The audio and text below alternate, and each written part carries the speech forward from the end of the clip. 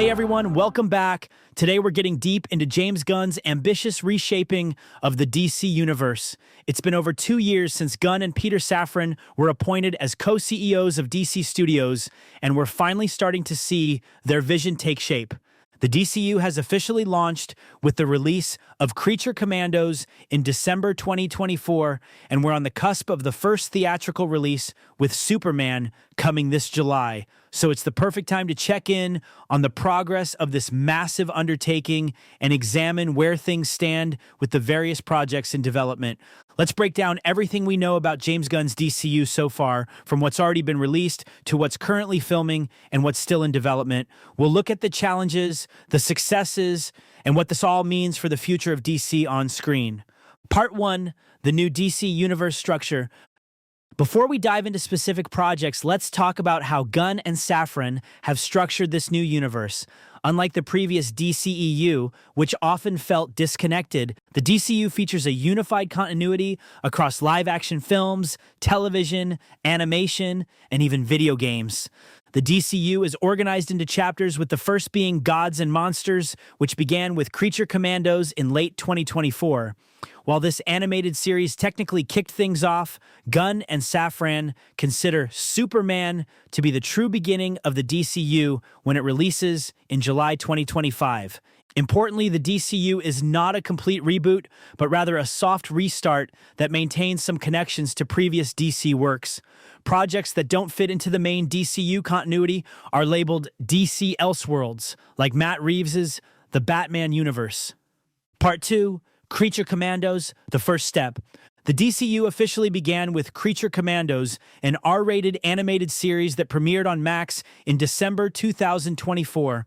This 7-episode series follows a Black Ops team of monsters assembled by Amanda Waller after she's prohibited from using human prisoners. Interestingly, Gunn had written all 7 episodes before he was even hired to lead DC Studios. The series features an impressive voice cast, including Indira Varma, Frank Grillo, David Harbour, Sean Gunn, and Alan Tudyk, with many of these actors set to reprise their roles in live-action DCU projects.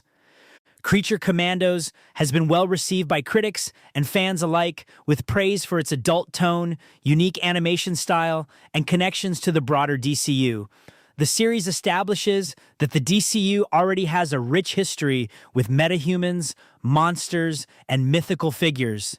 The show even gave us our first glimpse of Batman in this new universe, though purposely kept as a silhouette, as Gunn wasn't ready to fully reveal the character design. It's also worth noting that the series has officially been renewed for second season.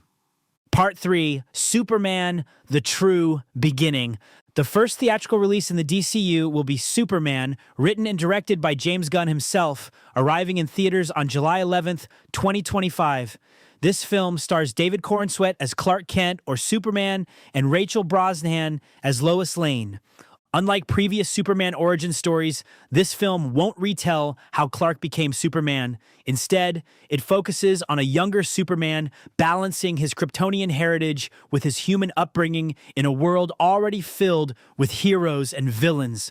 Filming wrapped in July 2024, and Gunn is currently deep in post-production. The film draws inspiration from Grant Morrison and Frank Quitely's All-Star Superman comic series, though it's not a direct adaptation. Gunn has been incredibly enthusiastic about Corenswet's performance, saying he's going to blow people away and describing him as the best physical action star I've probably ever worked with. The Intial trailer and subsequent clips that have been rolled out as we inch towards July have generated huge buzz. The film features an impressive supporting cast, including Nicholas Hoult as Lex Luthor, with Frank Grillo reprising his role as Rick Flag Sr. from Creature Commandos. We'll also see other DC heroes like Hawkgirl, Mr. Terrific, and Guy Gardner's Green Lantern. Check out video on why Guy Gardner is the Green Lantern we all love to have. Part 4, Peacemaker Season 2, continuing the story. Following Superman, the next DCU release will be Peacemaker Season 2, premiering on Max on August 21st, 2025. John Cena returns as the titular anti-hero in this follow-up to the critically acclaimed first season. Unlike the first season, Gunn couldn't direct all episodes due to his Superman commitments, but he still wrote the season and directed multiple episodes. Filming began in April 2024 and concluded in November. Gunn has praised Cena's evolution as an actor, saying, "I've never seen anyone who has gotten so much better in such a short amount of time." The new season will continue to explore Christopher Smith's journey after the events of the Suicide Squad and the first season. It's worth noting that while most of Season 1 remains canon in the DCU, the Justice League cameo at the end is not, as Gunn has confirmed the Justice League doesn't exist yet in this new universe. Part 5, Supergirl, Woman of Tomorrow, the second film.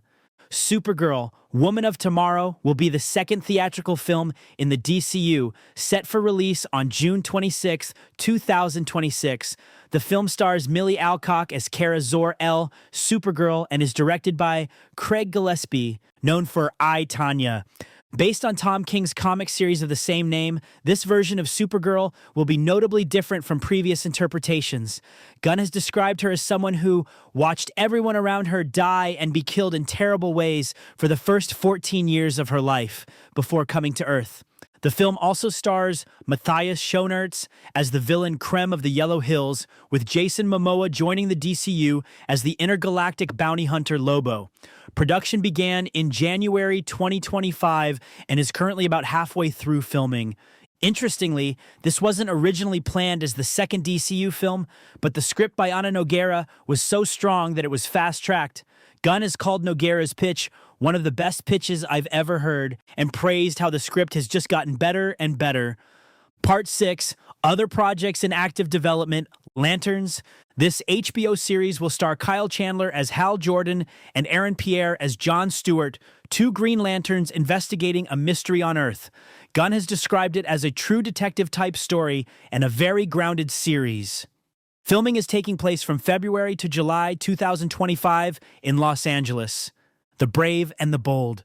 This Batman-focused film will introduce a new Dark Knight alongside his son Damian Wayne as Robin.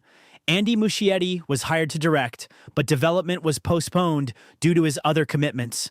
Recently, Gunn confirmed that a writer has been hired and is working closely with him on the script. Waller. This Amanda Waller-centered series starring Viola Davis has faced some development challenges. Safran has admitted they've taken a couple of cracks at it, but still haven't been able to land it, suggesting it might be delayed. Clayface. This horror film about the Batman villain will be directed by James Watkins, with production scheduled to begin in October 2025, targeting a September 11th, 2026 release. Mike Flanagan wrote the script, and Safran has compared its tone to the 1986 film The Fly. Paradise Lost. This Wonder Woman prequel series exploring the politics and intrigue of Themyscira before Diana's birth is still in development, with Gunn recently indicating that progress has been made. The Authority. This film about the Wildstorm team has reportedly not progressed as Gunn and Safran had hoped, suggesting it might be pushed back in the DCU schedule. Other projects. Additional announced projects include Swamp Thing with James Mangold, Booster Gold, and the animated Blue Beetle series, though updates on these have been limited. Part 7, the DCU approach and philosophy. One of the most interesting aspects of the DCU is Gunn's approach to universe building. He's made it clear that while the universe is connected, each project will have its own distinct style and tone. Every single project out of DC Studios is going to be its own thing, Gunn stated at New York Comic Con. This approach allows for diversity in storytelling, from the family-friendly Superman to the more adult-oriented Creature Commandos and horror elements in projects like Clayface and Swamp Thing. Gunn has also emphasized quality over rigid adherence to an interconnected narrative. When discussing why Supergirl became the second DCU film, he noted, "Everything has to be good. Quality comes first in every project we do, and that's more important than telling a grandiose mega-narrative." Another key philosophy is consistency in casting across animation and live action. Actors like Frank Grillo, who voices Rick Flag Sr. in Creature Commandos, will play the same character in live-action projects like Superman and Peacemaker Season 2. Part 8, Challenges and Reception. The rollout of the DCU hasn't been without challenges. The studio has had to balance introducing a new universe while still concluding the old DCEU with films like Aquaman and The Lost Kingdom. They've also had to manage expectations about which elements from previous DC projects remain canon. The question of continuity has been addressed by Gunn, who explained, "We learn that other things that have happened in the past in other media have still happened. There are references to things that happened in the past, and those references then become canon in the DCU because we mention them." So far, the reception to the DCU's first offering, Creature Commandos, has been positive, which bodes well for the future. Critical reaction has praised the series for its unique tone and style, while fans seem enthusiastic about the direction Gunn is taking the franchise. In conclusion, the DCU is still in its early stages, but Gunn and Safran's vision is starting to materialize. With Creature Commandos successfully launched and Superman on the horizon, we're beginning to see what this new universe will look like. The approach is certainly different from what came before, more cohesive yet allowing for creative diversity, balancing interconnectivity with standalone storytelling. It's an ambitious undertaking, but if the early indicators are anything to go by, it could reinvigorate DC's presence on screen. As always, thanks for watching. If you enjoyed this breakdown of the DC Universe's progress, hit that like button and subscribe for more updates on everything superhero. What DCU project are you most excited about? Let me know in the comments below.